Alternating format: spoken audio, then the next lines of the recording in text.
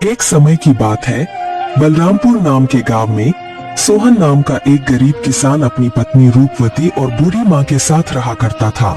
सोहन की एक छोटी सी बेटी थी जिसका नाम मुन्नी था। सोहन अपने परिवार का भरण पोषण गांव के मुनीम जी के यहाँ मजदूरी करके किया करता था। सोहन का घर का गुजारा बहुत मुश्किल से हो पाता था। सोहन के पास थोड़ी सी जमीन थी जिस पर रूपवती दिन भर मेहनत करके तरह तरह के फसल उगाती और गांव के बाजार के दिन सब्जियां और फल बेचा करती थी। सारे बलरामपुर वासियों रूपवती से ही सब्जियां और फल खरीदते। सब्जी ले लो, फल और सब्जी ले लो, ताजा ताजा सब्जी ले लो, फल और सब्जी ले लो, हरी भरी फल और सब्जियां ले लो, हरी भरी सब्जियां 20 रुपए किलो, सिर्फ 20 रुपए किलो, फल और सब्जियां ले लो। अरे रूपवती कैसी हो? घर में सब ठीक तो है ना? और मुन्नी कैसी है? मदन काका, मैं ठीक हूँ और घर में भी सब ठीक ही है और मुन्नी भी बिल्कुल ठीक है। काका और बताओ, आज बाजार कैसे आना हुआ और काकी कहाँ है? क्या बताऊं रूपवती, तुम्हारी काकी किसी काम से दूसरे गांव गई है। इस कारण रसोई का सारा काम मुझे ही करना पड़ रहा है। तो सोचा क्यों ना आज बाजार से सारा सामान लेते चलूं। अच्छा, तो ये बात है मदन काका। अच्छा रूपवती, तुम ये बताओ टमाटर कैसे किलो बेच रही हो? रोज की तरह 20 रुपए किलो ही बेच रही हूँ काका। अच्छा ऐसा करो रूपवती, मुझे 1 किलो टमाटर दे दो। क्यों नहीं काका, देती हूँ। इतना कहकर रूपवती मदन काका को 1 किलो टमाटर दे देती है और बदले में मदन काका से पैसे ले लेती है। रूपवती के खेत में एक पुराना कुआं भी था जो सालों भर सूखा ही रहता। उस कुएं में एक बूंद पानी भी नहीं था। इस कारण रूपवती दूसरे गांव वालों के कुएं का पानी अपने खेतों की सिंचाई और खेती के लिए इस्तेमाल करती थी। अपने कुएं से पानी लेते देखकर कुएं के मालिक हरिदास को रूपवती से बहुत जलन होती थी। एक दिन जब रूपवती अपने खेतों में मेहनत से काम कर रही थी, तभी वहां कुएं का मालिक हरिदास आता है और रूपवती से कहता है, अरे रूपवती कैसी हो? खेतों का काम कैसा चल रहा है? मैं ठीक हूँ हरिदास चाचा, खेतों का काम भी ठीक ही चल रहा है। मैं यह कह रहा था रूपवती कि मैं तुम्हें बहुत सालों से अपने कुएं का पानी देता आ रहा हूँ। अब मैं तुम्हें अपने कुएं का पानी नहीं दे सकता क्योंकि गर्मियों का समय आने वाली है और मेरे कुएं में पानी बहुत कम हो गया है। लेकिन हरिदास चाचा, अभी तो गर्मियों का समय आने में 2-3 महीने बाकी है। तब तक मैं अपने खेतों का काम कैसे करूंगी, आप ही बताइए चाचा। मैं कुछ नहीं जानता रूपवती, यह तुम्हारी दिक्कत है। तुम अपना समझो, मैं तुम्हें अपने कुएं का पानी नहीं दे सकता। यह सुनकर रूपवती मन ही मन बहुत दुखी हो जाती है और घर जाकर अपने पति सोहन को सारी बातें बताती है। यह क्या हो गया भाग्यवान, यह क्या परेशानी आ पड़ी? अब हमारा घर का गुजारा कैसे होगा? आप चिंता ना करो भाग्यवान, ऊपर वाला सब देख रहा है। प्रभु हमारी मदद जरूर करेंगे। अच्छा ठीक है रूपवती, तुम जाकर आराम करो, मैं हरिदास काका से मिलकर आता हूँ। यह कहकर सोहन हरिदास काका से मिलने उनके घर की ओर निकल पड़ता है।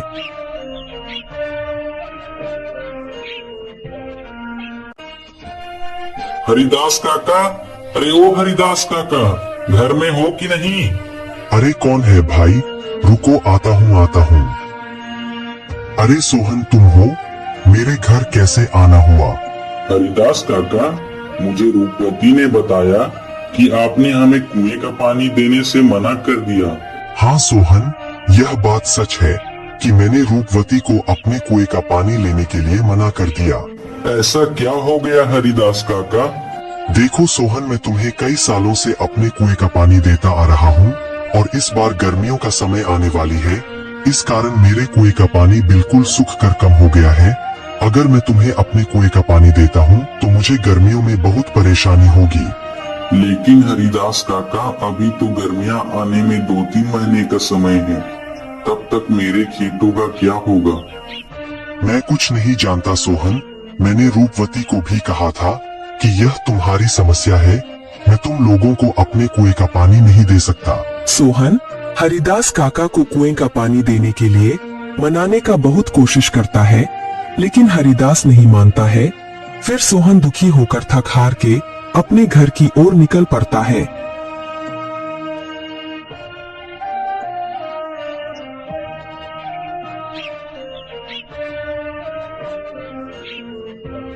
क्या हुआ?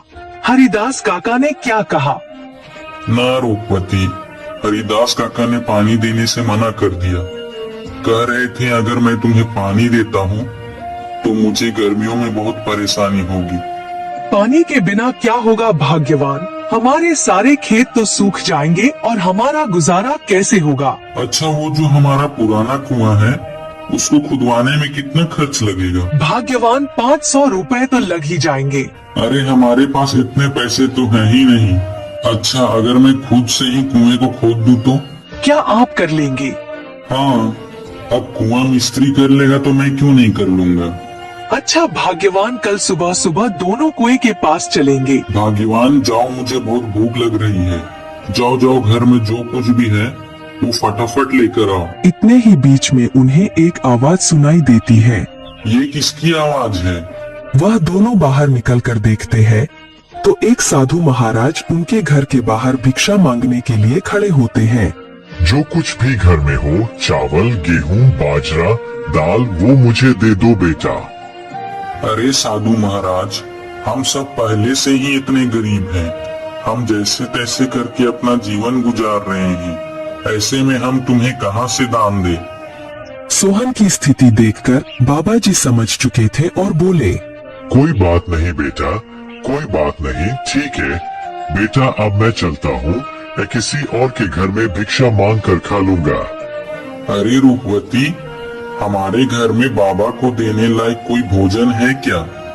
भाग्यवान, हमारे घर में बाबा को देने लायक कुछ भी नहीं है। केवल थोड़े से चावल थे जो तुम्हारे लिए बचा कर रख दिए थे। अगर वह बाबा को दे देंगे तो तुम्हें भूखा रहना पड़ेगा। रुकिए बाबा, भाग्यवान जाओ और मेरे हिस्से का भोजन है वो जाकर बाबा को दे दो। लेकिन भाग्यवान, अगर मैंने आपके हिस्से का चावल बाबा को दे दिया तो तुम्हें भूखा रहना पड़ेगा। तुम उसकी चिंता मत करो भाग्यवान। अगर वैसे भी अगर मैं बाबा को भूखा जाने दूंगा तो मेरे गले से भोजन नहीं उतरेगा। जाओ वो भोजन लेकर आओ।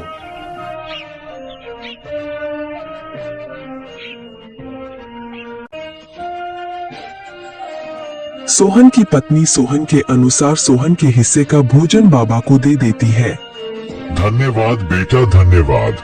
भले ही तेरे अभी बुरे दिन चल रहे हैं, मगर ऊपर वाला सब देख रहा है। वह एक दिन तेरी अवश्य सुनेगा।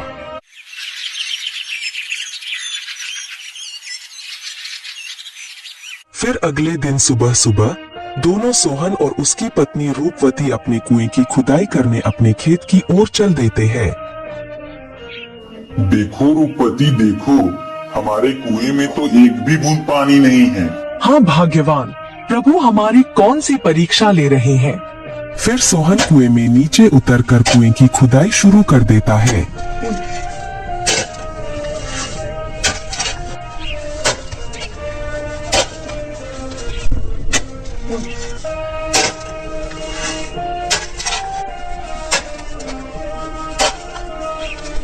थोड़े समय बाद अचानक से कुएं की एक पत्थर के अंदर से पानी निकलने लगता है। अरे यह पानी कहाँ से आ रहा है? मुझे तो अपनी आंखों पर विश्वास ही नहीं होता। मुझे तो लगता है कि यह सब मेरे अच्छे कर्मों का फल है जो मुझे मिला। भाग्यवान सही कह रही थी और बाबा जी भी सही कह रहे थे कि तुम्हारे कर्मों का फल तुम्हें अवश्य मिलेगा। ऊपर वाले ने मेरी सुन ली। अब मैं इस पानी से मैं अपने खेत की सिंचाई अच्छी तरह से कर सकूंगा। सोहन बहुत खुश हो जाता है और ऊपर जाकर रूपवती से कहता है, भाग्यवान, प्रभु ने हमारी सुन ली। नीचे पत्थर से पानी निकल रहा है। क्या आप सच कह रहे हो भाग्यवान? प्रभु ने हमारी सुन ली। अब हमें खेती करने में कोई परेशानी नहीं होगी। तो दोस्तों, आपने देखा जो अच्छा कर्म करता है उसके साथ हमेशा अच्छा ही